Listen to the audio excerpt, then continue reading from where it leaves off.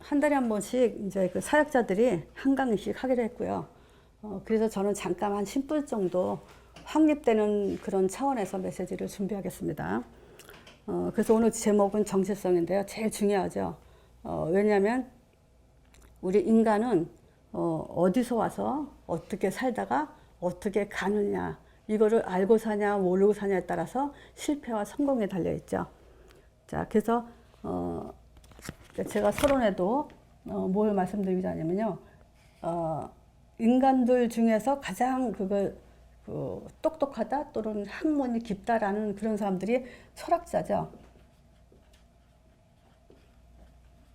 인생에 대해서 가장 고민하는 사람들이죠. 근데 이런 사람들이 인간에 대해서 인간은 참 어떤 존재다라고 정의를 내린 게 있죠. 그게 먼저 인간은 생각하는 존재다. 자, 그래서 이 생각하는 존재라는 것은 지식이 들어갈 수 있고 마음, 감정을 가질 수 있고 자기가 의지를 가지고 선택과 결정할 수 있다는 존재죠. 또 어떤 철학자는 인간은 도구를 사용하는 존재다. 짐승들은 도구 사용을 못하죠. 그래서 인간과 짐승을 비교했을 때 인간은 도구를 사용하는 존재다. 또는 언어를 사용하고 있다. 그리고 종교 행위를 하는 존재다. 이렇게 구분을 했어요. 그러니까 이 말은 왜 하냐면요, 인간의 머리로는 인간은 하나님 형상대로 지음받았다라는 말이 나올 수가 없다는 거죠. 성경에만, 하나님 말씀에만 인간이 어떤 존재냐, 하나님 형상대로 지음받은 존재다라고 기록을 해놓고 있어요. 자, 그래서 이쪽으로 간다. 자, 인간의 정체성은 뭘 말하냐면 하나님의 형상, 이게 정의예요. 인간은 어떤 존재냐, 나는 누구냐, 우리는 바로 내가 누군지 알고 또 이것을 자신을 모르는 사람들에게 전달해 줘야 되는 그런 사명을 가졌죠. 자, 근데 이 하나님 형상이란 말은요, 우리가 이제 구원의 길에서 많이 했죠. 하나님 형상이란 의미가 뭐냐, 영적 존재. 그러니까 영적 존재는 어떻게 살아야 되냐, 이제 이런 것들을 했잖아요. 근데 이제 그 영적 존재라는 말도 실제 또 한 단계 깊이를 들어가면 무슨 말이냐면 하나님 형상이란 말은 그리스도 이 말이에요. 자, 골로새서 1장 15절에 보면요, 1장 15절에도 있고요. 뭐라 하냐면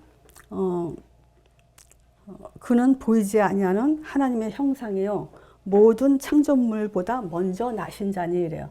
보이지 않는 하나님의 형상이다. 그렇죠? 고린도후서 4장 4절에는 이 세상 신이 믿지 아니하는 자들의 마음을 미혹해 가지고 하나님 그리스도의 영광에 복음의 광채가 비치지 못하게 함이니 하면서 그리스도는 하나님의 형상이니라 그래요. 그러니까 하나님의 형상이다. 그리스도란 말은 같은 말이에요. 자, 그래서 보세요. 하나님 형상 그러면 우리는 뭘 이해되냐면요, 하나님은 아니지만 하나님과 같은 존재, 또는 하나님에게 하나님이 자기가 있는 것을 우리에게 이렇게 부여해 줬다는 의미죠. 그럼 뭘 줬냐? 바로 이 그리스도의 기능을 하나님이 우리에게 주셨다 이 얘기예요. 하나님은 아니지만 하나님과 같은 존재, 하나님으로부터 뭔가 부여받았어요. 그래서 그건 뭐냐? 하나님이 우리에게 그리스도라는 삼직의 기능을 주셨다는 거예요. 자, 그래서 우리가 원래 인간을 한번 봅시다. 자, 원래 인간에서 아담과 하와를 봤을 때요, 창세기 2장 1절에서 그 3절에 보면 하나님이 여기서 잠깐 뭐 좀 설명을 드리려고 하는데 뭐냐면 창세기 1장 보면은 1장 31절이 끝이죠. 그때 31절에 무슨 얘기 하냐면요, 하나님이 지으신 모든 그것을 보시기에 심히 좋았더라면서 저녁이 되니 아침이 되니 이는 여섯째 날이라 그래요. 요게 이제 창세기 1장 31절 마지막 장이에요. 근데 2장 1절에서 3절까지는 뭐냐면 일곱째 날 모든 것을 창조하시고 여섯째 날까지 마치시고 일곱째 날이 돼서 안식하시니라 그래요. 그럼 우리 생각에는 이 내용의 문맥상 요 안식하시니라까지가 끝나는 게 참 좋을 것 같아요. 그죠? 문맥상 여섯째 날까지 창조하시고 일곱째 날 안식하시니라고 딱 1장의 마무리가 됐으면 하는데 이게 2장으로 넘어갔어요. 근데 2장의 키는 뭐냐면 인간에 대해서 기록을 한 거예요. 자, 그러면 어떤 의미가 담아져 있냐면 하나님이 창조한 모든 세상에는 이제 하나님의 안식으로부터 특히 인간이죠. 안식으로부터 시작하고 안식 안에서 안식까지 들어가기까지가 이 세상은 그렇게 창조됐다는 얘기죠. 안식 안에서의 세상은 돌아가게 돼 있어요. 그래서 이 세상에 왜 인간이 행복이 없냐? 이 안식이 안 돼 있기 때문에 하나님 안에서의 안식이 회복되지 않았기 때문에 모르니까. 그래서 이제 이 세상은 엉망이 되고 있는 거죠 지금. 자, 그래서 지금 원래 인간은 창조했을 때 아담과 하와를 지금 하나님 안에서 안식하는 존재, 즉 뭐냐면 예배 드리는 존재, 예배와 찬양과 경배 드리는 존재로 그렇게 창조하셨어요. 자, 이때는요 그 중보자가 없이도 아담과 하와는 하나님을 알아보고 찬양하고 예배드렸어요. 이런 그 아담과 하와에게 아담에게 창세기 2장 15절에 이 사람들을 에덴 동산에 이끌어서 뭐냐면 다스리고 지키게 했다 그래요. 지금 그럼 어떤 존재죠? 다스리고 지키는 존재, 왕적인 그런 통치력을 가진 그런 존재로 지금 창조했다는 거죠. 그 대신 창세기 2장 17절은 이 땅을 에덴 동산을 다스리고 지키는 방법이 뭐였냐면 선악과를 먹지 말라는 선악과 금령이에요. 이거는 이제 언약이죠. 행위 언약이죠. 이거는 이제 선악과를 따먹지 말라 했으니까 먹냐 안 먹냐 해서 이걸 주로 행위 언약이라고 얘기는 해요. 자, 어쨌든 이제 언약이라는 요 말씀으로 지금 말귀를 알아듣게 하고 에덴 동산 하나님의 동산을 다스리고 지키게 하고 또 하나님께 예배드리는 존재로 원래 인간 이렇게 창조됐어요. 즉 말하자면 그리스도 삼직의 기능을 가진 존재로 하나님은 자기 것을 줘서 하나님과 통하게 그리고 예배로 서로 교통하고 또 하나님을 불러 시키는 일을 감당할 수 있는 존재로 그렇게 창조했다는 거죠. 자, 그래서 여기서 우리가 볼 수 있는 것이 뭐냐면 하나님에게 있는 거 줬다. 이 말은 뭐죠? 하나님은 요 말씀으로 모든 만물을 통치하고 다스리고 계세요. 하나님은 참 선지자세요. 자, 두 번째.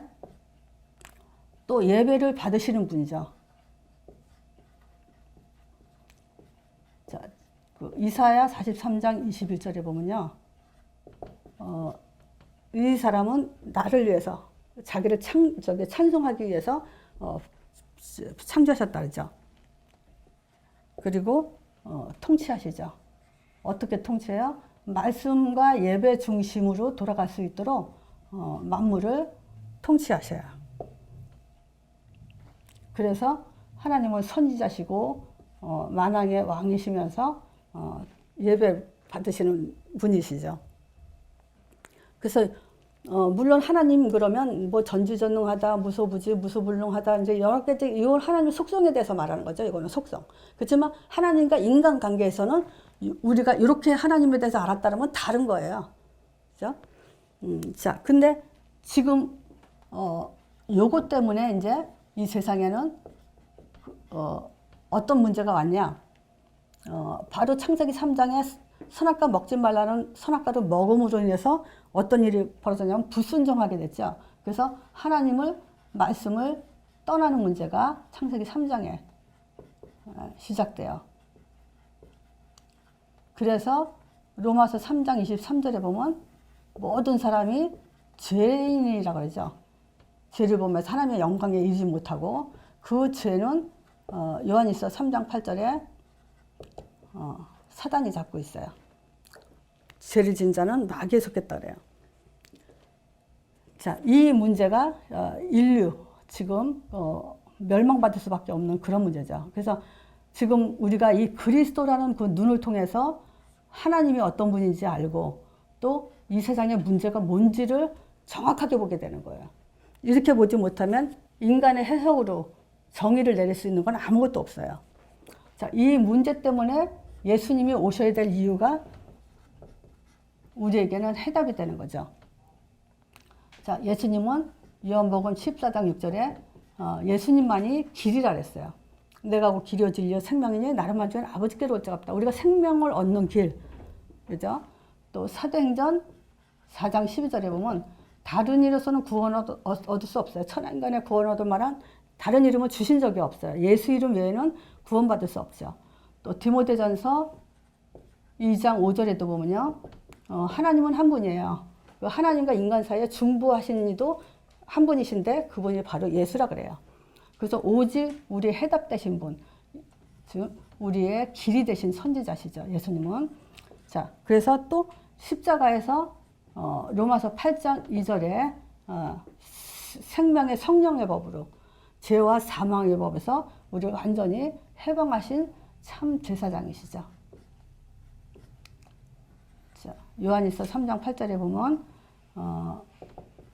하나님의 아들이 오신 것은 마귀의 일을 멸하러 오셨다. 그래서 참된 왕이시죠. 자, 그래서 이 그리스도는 이 땅에 살고 있는 동안 주님 영원한 그 천국에 가서도 우리에게 완전한 해답이 되시는 거예요. 자, 이 해답 때문에 우리가 이제 회복이 됐어요. 에덴 동산에서 원래 그 하나님 형상의 창조를 그대로 회복되는데 베드로전서 2장 9절에 보면요. 우리 보고 뭐라 하냐면 왕 같은 제사장이라 했어요. 자, 오직 너희는 택하신 족속이요 왕 같은 제사장이요 또 거룩한 나라여 그의 소유된 백성이니 이는 너희를 어두운 데서 불러내요. 그 어두운 데가 어디겠어요? 창세기 3장 문제죠. 거기서 불러내요. 그의 기이한 빛에 들어가게 하신 자의 아름다운 덕을 선전하라고. 선지자로 제사장으로 우리를 이렇게 완벽하게 회복하신 거예요. 자, 그래서 인간은 어떤 정체성을 가졌냐? 왕 같은 제사장이면서 우리는 선지자다. 이 정체성을 하나님은 처음부터 사실 그렇게 만드셨고 또 예수 그리스도를 통해서 우리를 완전히 이렇게 선지 제사장 왕의 기능이 회복된 그런 존재로 지금 하나님 그렇게 하셨죠. 자, 그래서 이 정체성은 이 그리스도로 모든 것을 풀어내고 볼 수 있는 눈을 가지는 것이 그리스도의 하나님께서 하신 일의 가장 중요한 답 중의 답이에요. 자, 우리가 어디서 와서 어디를 가야 되냐? 사실은 그리스도 안에서 하나님의 모든 안식과 하나님과 함께 동행하면서 하나님의 나라로 가는 것이 이제 우리의 완전한 정체성이죠. 자, 그래서 10분 메시지로 짧게 하지만 이런 것을 완전히 내 거로 만드셔야 돼요. 그래서 하나님 형상과 그리스도 같은 말이다. 그래서 맞으면 그 선지자 제사장 왕의 기능이에요. 하나님 형상은. 그래서 그 기능이 우리한테 회복되냐 안 되냐 이거를 회복시키는 사람으로. 이게 회복 안 되는 것이 가장 큰 문제죠. 사단은 그걸 뺏어간 거니까. 하나님 알지 못하였도록 또 죄에 빠져서 자기에게 잡히도록 그게 이제 본격적으로 하는 게 사단이기 때문에 우리는 이 정체성을 늘 누려야 되죠. 그래서 여기까지 하겠습니다.